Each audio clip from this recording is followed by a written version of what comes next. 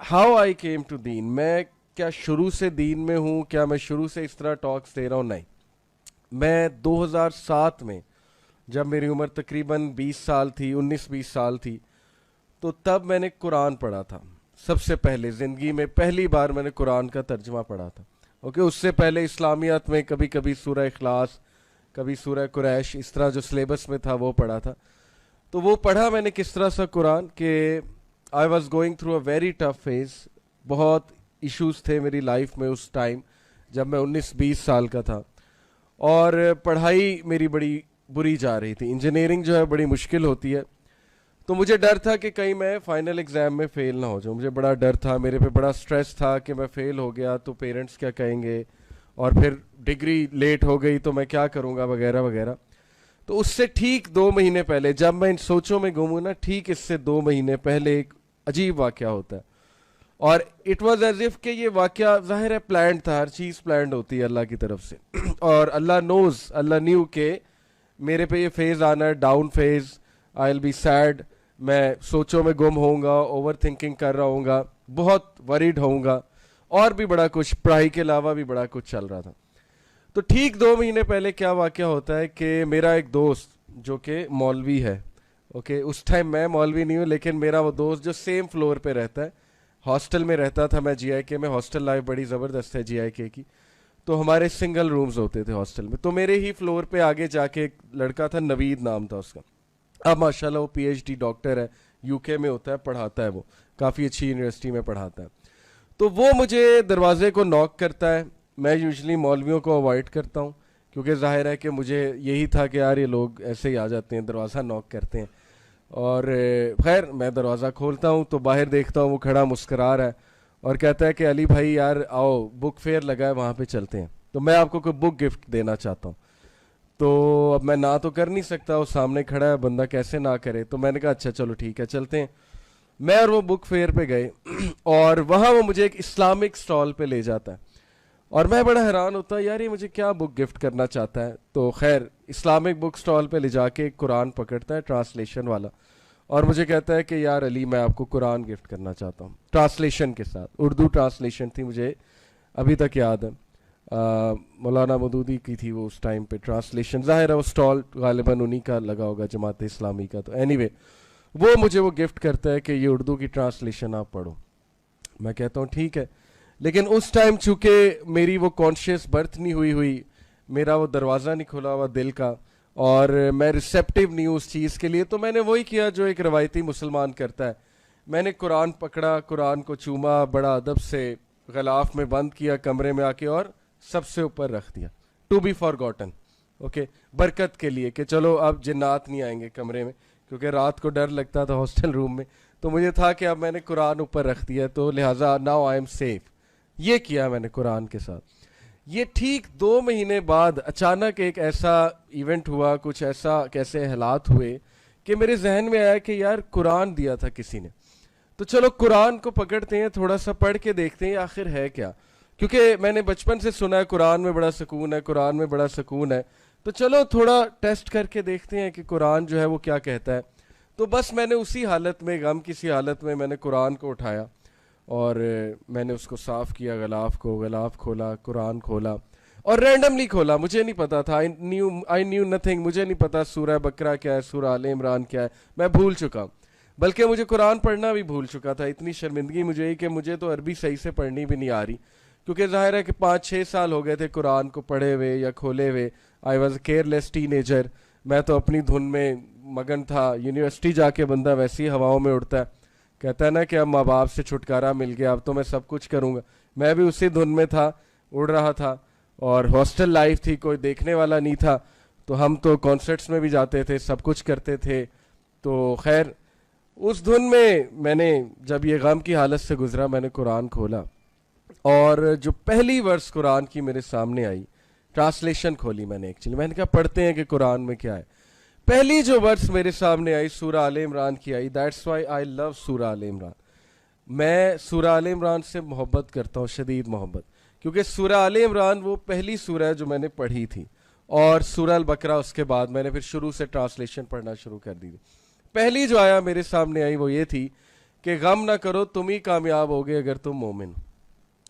اور میں حیران رہ گیا کہ میں غمزدہ حالت میں قرآن کھولتا ہوں اور پہلی جو آیت آتی ہے میرے سامنے وہ یہ ہے کہ غم نہ کرو تم ہی کامیاب ہوگے اگر تم مومن ہو. As if Allah is giving me a message. وہ میرا پہلا انٹریکشن تھا قرآن سے, اور کانشیس انٹریکشن تھا, یعنی کہ شعوری انٹریکشن. کسی نے زبردستی ڈنڈا مار کے نہیں پڑھایا تھا, شعوری. When the door of heart opened up, جب دل کا دروازہ کھلا اور وہ چیز میرے اندر صراحت کرتی گئی کہ یہ قرآن کیا کہہ رہا ہے. تو پھر میرے اندر نیکسٹ کویسچن تھا کہ ہو از اے مومن. قرآن کہہ رہا ہے کہ غم نہ کرو تم کامیاب ہو, تم ہی کامیاب ہو اگر تم مومن ہو. وہاں سے مجھے یہ ریفلیکشن ہوئی کہ I need to research more, I need to read this book more. اور وہ دن, اور الحمدللہ آج کا دن میں قرآن کا اسٹوڈنٹ بن گیا. میں نے کہا قرآن میں نے سمجھنا ہے, قرآن کو میں نے مزید پڑھنا ہے. اور پھر اس دن کے بعد میں نے ایک روٹین بنانے کی کوشش کی, اور اللہ کے فضل سے تقریباً مہینے بعد رمضان آ گیا. اور رمضان ایک ایسا منتھ ہے, آپ کو پتہ ہے کہ اس میں ہر کوئی نمازی بن جاتا ہے. رمضان مسلم جنہیں ہم کہتے ہیں, جو نہیں بھی پڑھتا وہ بھی نماز پڑھنا شروع کر دیتا ہے. تو ہم بھی ایسے ہی تھے. تو اس میں مزید مجھے استقامت ملی, میں نے 5 وقت نماز پڑھنا شروع کر دی, اور میں نے ساتھ ساتھ قرآن پڑھنا شروع کر دیا. اب جیسے جیسے میں قرآن پڑھتا گیا, میں ڈیلی ایک ٹائم رکھتا تھا عصر سے مغرب کے درمیان, مجھے ابھی تک یاد ہے. اور اس دوران جو مرضی ہو جائے, اللہ نے مجھے کنسسٹنسی دے دی تھی. میرے دوست اس ٹائم کرکٹ کھیلتے تھے باہر, ہاسٹل کے باہر ایک روڈ تھی, وہاں کرکٹ کھیلتے تھے. وہ بلاتے تھے کرکٹ کھیل لو, آ جاؤ. میں کہتا تھا نہیں, میں قرآن پڑھ رہا ہوں. اور میں آئی واز امیزڈ کہ مجھ جیسا کیئرلیس بندہ یہ کیسے کر سکتا ہے. کیا قرآن نے مجھے اتنا چھو لیا ہے میرے دل کو کہ میں کرکٹ چھوڑ رہا ہوں قرآن کے لیے. حالانکہ میں تو کرکٹ ڈائی ہارڈ فین تھا تب, اب بھی کبھی کبھی دیکھ لیتے ہیں, لیکن اس ٹائم پہ تو میں بہت ہی ڈائی ہارڈ فین تھا, اور ٹیم میں بھی تھا. تو وہ بڑا حیران ہوتے تھے کہ اس کو ہوا کیا ہے کہ اس ٹائم پہ تو کرکٹ سب کھیلتے ہیں, تو یہ پتہ نہیں کیا کر رہا ہے. تو میں ڈیلی اس ٹائم پہ قرآن پڑھتا تھا, کیونکہ مجھے یہی ٹائم پسند آیا, عصر سے مغرب کے درمیان. اب جیسے جیسے میں قرآن پڑھتا گیا, یقین کریں کہ مجھے میرے کویسچنس کے آنسرز ملتے گئے. اور مجھے کچھ نہیں پتا تھا فرقے کیا ہوتے ہیں, مجھے کچھ نہیں پتا تھا یہ کیا ہے سب کچھ, ٹرانسلیشن کون سی اچھی ہے. میں نے نہ کسی سے پوچھا کہ بھئی فرقہ واریت بڑی ہے, کون سی ٹرانسلیشن پڑھوں. نہ میں نے اس چیز کی فکر کی کہ تفسیر کون سی پڑھوں, مجھے تو پتہ نہیں تھا تفسیر ہوتا کیا ہے. میں نے تو بس ایک کیئرلیس بوائے کی طرح قرآن اٹھایا, اور میں نے رینڈم اس کی ٹرانسلیشن شروع سے پڑھنا شروع کر دی.